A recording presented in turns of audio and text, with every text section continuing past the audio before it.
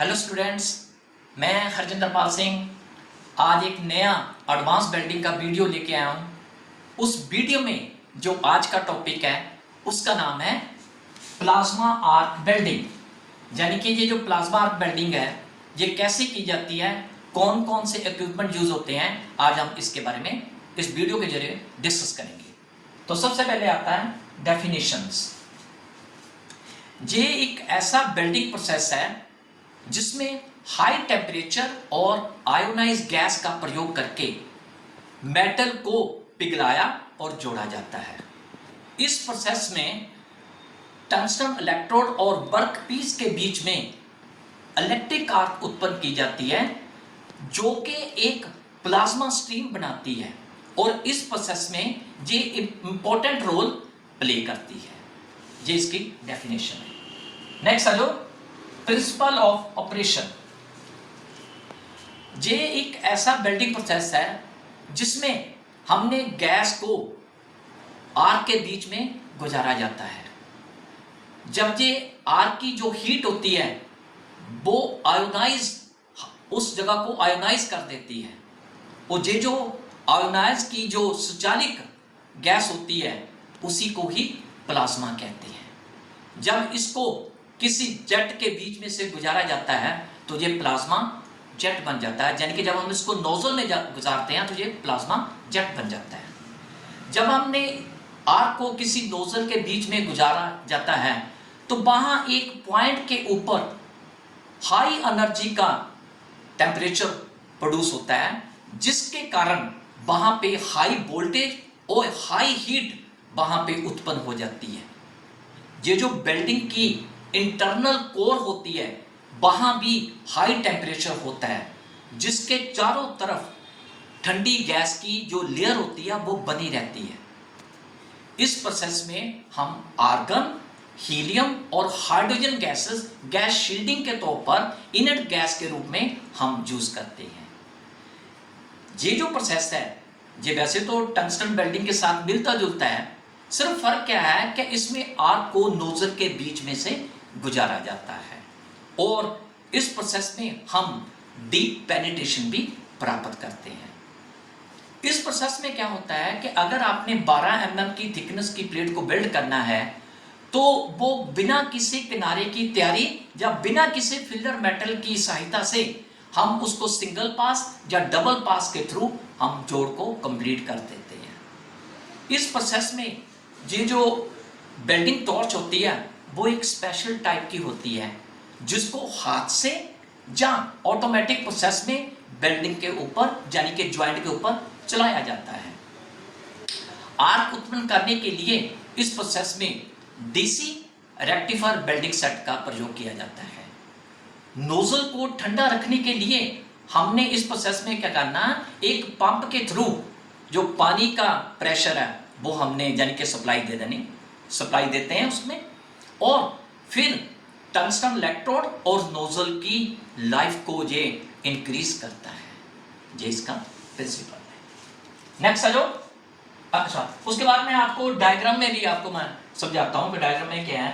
ये देखिए हमारा वर्क पीस है और ये जो पूरा हमारा सेट है और बीच में मैं आपको दिखाता हूं ये जो हीट है इसके बीच में ये टंगस्टन का इलेक्ट्रोड है ये वाला, और ये हमारा जो रेड कलर का शेप आपको दिखाई दे रहा है ये बेंड पूल है, और ये जो ऊपर जो फ्लेम बना है ये हमारी प्लाज्मा आर्क है ये वाली, और इसके जो साइड में है ये प्लाज्मा गैसेस है, ये साइड में जो रिफ्लेक्ट हो रही हैं ये प्लाज्मा गैस है, और ये जो शील्डिंग गैस है जिसकी मैंने बात की अभी, आर्गन, हीलियम या हाइड्रोजन गैस है, ये इसके सराउंडिंग है, और ये जो है ये शील्डिंग गैस की नोजल है, और इसके बीच में ही ये नॉन कंज्यूमेबल टंगस्टन इलेक्ट्रोड है, और ये वाली जो अंदर है ये वाटर कूलिंग नोजल है जो कि टंगस्टन को और उसको यानी कि ठंडा करके कूलिंग करती रहती है। ठीक है बेटे, ये जो हमारी पावर सप्लाई है ये हमारी पावर सप्लाई है। ठीक है, नेक्स्ट है जो एप्लीकेशन, ये कहाँ पे यूज होती है। ये न्यूक्लियर सबमरीन में पाइप सिस्टम में यूज की जाती है। स्टेनलेस स्टील की जो ट्यूब है उसके ऊपर इसका यूज होता है। इलेक्ट्रॉनिक इंडस्ट्री में इसका यूज किया जाता है, मेडिकल इक्विपमेंट के इसका यूज किया जाता है। ठीक है, उसके बाद आ जाओ इक्विपमेंट। इक्विपमेंट में सबसे पहले हम पावर सोर्स के ऊपर आते हैं। ये जो हम पावर है, जैसे कि मैंने बता दिया है कि इसमें डीसी रेक्टिफायर वेल्डिंग सेट का प्रयोग किया जाता है। अगर आपने थिक प्लेट को वेल्ड करना है तो डीसी स्ट्रेट प्लेट यूज करनी है। अगर आपने थिन शीट को वेल्ड करना है तो डीसी रिवर्स प्लेट यूज करनी है। और ये जो करंट है वो आपने 50 से लेके 350 एम्पियर तक आपने करंट की रेंज रखनी है। और ये जो आर्क वोल्टेज है वो आपने 25 से लेके 35 वोल्ट के बीच में रखनी है। और ये जो हमने कूलिंग रेट है, वो गैस का जो हमने रखना है, वो जो इनर्ट गैस है उसका रेट हमने क्या रखना है, वो 5 एलपीएम से लेके 45 एलपीएम हम रखने हैं। एलपीएम का मतलब होता है लिक्विड पर मिनट। ठीक है, तो ये इनके पावर सोर्स में आता है। नेक्स्ट आ जाओ प्लाज्मा टॉर्च। ये इलेक्ट्रोड और वर्कपीस के बीच में आर्क बनाने का काम करता है। इस प्रोसेस के अंदर एक कूलिंग सिस्टम भी होता है जो कि हमारा टंगस्टन का इलेक्ट्रोड और बाहरी नोजल को कूल करता रहता है।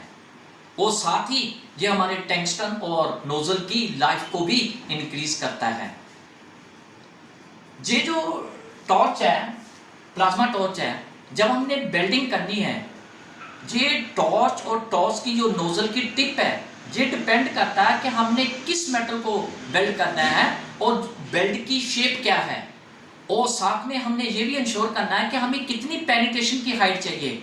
उसी हिसाब से इस टॉर्च का और टाइप ऑफ नोजल की टिप का साइज हम यूज करते हैं। ठीक है, नेक्स्ट आ जाओ शील्डिंग गैसेस। ये जो शील्डिंग गैस है ये हमारे बेल्ट पूल को, मोल्टन पूल को और हमारी जो बेल्ट की जो लेयर है उसको, यानी कि ये हवा से बचाता है। जो हवा में बहुत प्रकार के अशुद्ध गैसेस होती हैं उनको बचाता है। जब हम इसमें जो शील्डिंग गैस यूज करते हैं, वैसे तो हम आर्गन, हीलियम और हाइड्रोजन गैस भी हम इसमें यूज करते हैं, लेकिन ज्यादातर हम आर्गन गैस ही, यानी कि गैस शील्डिंग तौर पे, इनर्ट गैस के तौर पर यूज करते हैं। लेकिन अगर हमने किसी थिक प्लेट को वेल्ड करना है तो वहां वेल्ड करने के लिए हमें हाई टेम्परेचर चाहिए, हाई हीट चाहिए, तो उसके लिए हम हीलियम गैस यूज करते हैं। अगर हम आर्गन प्लस हाइड्रोजन का मिक्सर यूज करें तो ये क्या करता है, हमारी वेल्ड मेटल की जो स्पीड है स्टेनलेस स्टील के मेटल के ऊपर और निकल बेस जो अलॉयज होते हैं उसकी स्पीड को इंक्रीज कर देता है। अगर आपने मेटल की कटिंग करनी है तो फिर आर्गन प्लस हाइड्रोजन आपने 10 से लेके 30% मिक्सचर यूज करना है, जहां नाइट्रोजन जहां हाइड्रोजन दोनों का मिक्सर आपने मेटल की कटिंग के लिए यूज करना है। ठीक है, नेक्स्ट आ जाओ वोल्टेज एंड आर्क लेंथ। ये जो हाई वोल्टेज होती है ये डायरेक्टली आर्क लेंथ के ऊपर यानी कि मार करती है। अगर हमारी आर्क लेंथ इंक्रीज होगी तो ये क्या करेगी, हमारे बेल्ट मेटल को खराब कर देगी, यानी कि हमारा जो बीड है वो चौड़ा हो जाएगा और बीड की जो शेप है वो खराब हो जाती है। अगर हम शॉर्ट आर्क यूज करें तो उससे क्या होता है कि हमारी जो बेल्ट की जो डीप पेनिट्रेशन है वो इंक्रीज हो जाती है और बेल्ट आसानी से लग जाता है। ठीक है, नेक्स्ट आ जाओ फिक्सचर। ये फिक्सचर का क्या रोल होता है, जब हम वेल्डिंग करते हैं जो हमारा मोल्टन पूल होता है और वेल्डिंग की लेयर होती है वो हवा में बहुत प्रकार के शुद्ध गैसें होती हैं जो कि उनको मोल्टन पूल को और हमारी वेल्ड लेयर को खराब करता है। उसको बचाने के लिए हमने ये फिक्सर्स का यूज करना होता है। नेक्स्ट आ जाओ एडवांटेजेस और डिसएडवांटेजेस। सबसे पहले हम एडवांटेज की बात करेंगे तो सबसे पहले आता है used in all welding position. ये जो प्लाज्मा आर्क वेल्डिंग है ये हर पोजीशन में हम यूज कर सकते हैं, जो कि बाकी के जो एडवांस वेल्डिंग है वो हम यूज नहीं करते। इसको हम फ्लैट में भी यूज कर सकते हैं, वर्टिकल में भी यूज कर सकते हैं, हॉरिजॉन्टल में भी यूज कर सकते हैं और ओवरहेड वेल्डिंग में भी हम यूज कर सकते हैं। इसकी एडवांटेज है, सबसे बड़ी ये इसकी खासियत है कि इसको हर एक पोजीशन में हम वेल्डिंग कर सकते हैं। दूसरा क्या है, हाई बेल्ट स्पीड। ये जो प्रोसेस है ये इतना स्पीड यानी कि है, जब हम बेल्डिंग करते हैं ना, ये जो प्लाज्मा बेल्डिंग है, जब हम ये एक पॉइंट के ऊपर केंद्रित करते हैं ना, तो बहुत बहुत नोजल के बीच में जेट निकलता है, जिससे बहुत अच्छा ज्वाइंट लगता है, बहुत स्पीड से ज्वाइंट लगता है, और उसकी जो प्रोडक्शन है वो इंक्रीज हो जाती है। इसलिए ये इसकी दूसरी एडवांटेज है। नेक्स्ट आ जाओ, इंप्रूव्ड बेल्ट क्वालिटी। इस प्रोसेस में क्या है कि जब हम बेल्डिंग करते हैं तो वो बहुत हाई क्वालिटी का बेल्ट लगता है, जिसके कारण इसकी जो क्वालिटी है वो इंक्रीज हो जाती है। ये इसकी तीसरी बेल्डिंग की एडवांटेज है। चौथा आ जाओ, बेल्डिंग ऑफ वेरियस मटेरियल। इस प्रोसेस में हम बहुत सारे ऐसे मेटल है जिसको दूसरे प्रोसेस में हम बेल्ड नहीं कर सकते हैं, जैसे कि स्टेनलेस स्टील हो गया, मोनिल इनकोनिल हो गया, कॉपर ब्रास हो गया, एल्युमिनियम हो गया। इन प्रोसेस में हम आसानी से इस के ऊपर बेल्डिंग कर सकते हैं। ये इसकी सबसे बड़ी एडवांटेज है। नेक्स्ट आ जाओ, नो फिलर मेटल रिक्वायर्ड। जब हमने किसी 12 mm की स्टील प्लेट के ऊपर बेल्डिंग करनी है, वहां पे हमने उसको ना तो उनकी किनारे की तैयारी करनी पड़ती है, और ना ही हमें उसमें किसी प्रकार का फिलर मेटल यूज करना पड़ता है। वहां पे हमने सिंगल पास या डबल पास से ही बेल्डिंग की लेयर के लगाकर ज्वाइंट को कंप्लीट कर लेना होता है। तो इसमें किसी भी फिलर मेटल की जरूरत नहीं पड़ती। ये इसकी बड़ी एडवांटेज है। अब आ जाओ डिसएडवांटेज। अगर किसी की एडवांटेज भी होती है तो डिसएडवांटेज भी होती है। तो सबसे पहले आ जाओ, प्रोड्यूस अल्ट्रावायलेट रेज।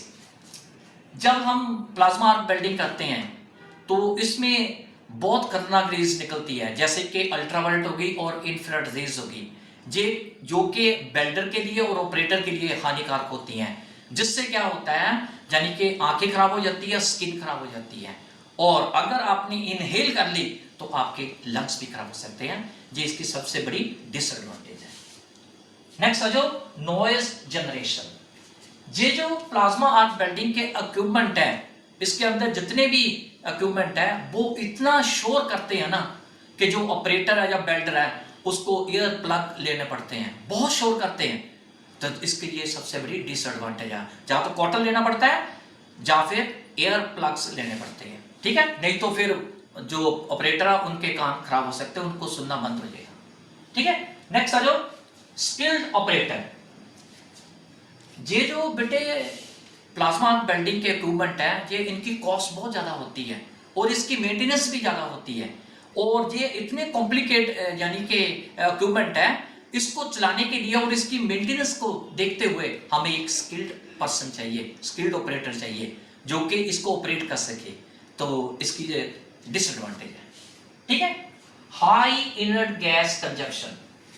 जैसे कि मैंने अभी बताया कि प्लाज्मा बेल्डिंग में हम जो इनर्ट गैसेस यूज करते हैं वो आर्गन, हीलियम, हाइड्रोजन और नाइट्रोजन गैसेस यूज करते हैं, जिसके कारण इनकी जो कॉस्ट है वो बहुत ज्यादा इंक्रीज हो जाती है, ठीक है ना। ये भी इसकी डिसएडवांटेज है। नेक्स्ट आ जाओ, more chances of electrical hazard.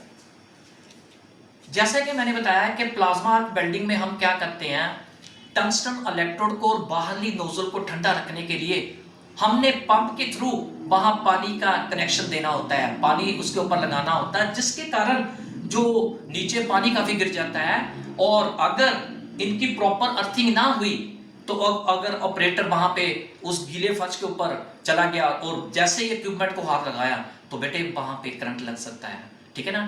तो कुछ भी हो सकता है। इनकी यानी कि जो मशीनें हैं प्रॉपर अर्थिंग होनी चाहिए, तो जो पानी है वो नीचे नहीं गिरना चाहिए, वो उनका पूरा एक ट्रे बना होता है, ट्रे के अंदर ही बाहर जाना चाहिए। तो ये भी इसकी बहुत बड़ी डिसएडवांटेज है। तो बेटे ये था हमारा आज का प्लाज्मा आर्क बेल्डिंग के ऊपर लेक्चर। ये वाला आपको लेक्चर कैसा लगा आपने कमेंट सेक्शन में जाके उसके बारे में बताना है, और साथ में आपने लाइक भी करना है, शेयर भी करना और सब्सक्राइब भी करना है। Have a nice day.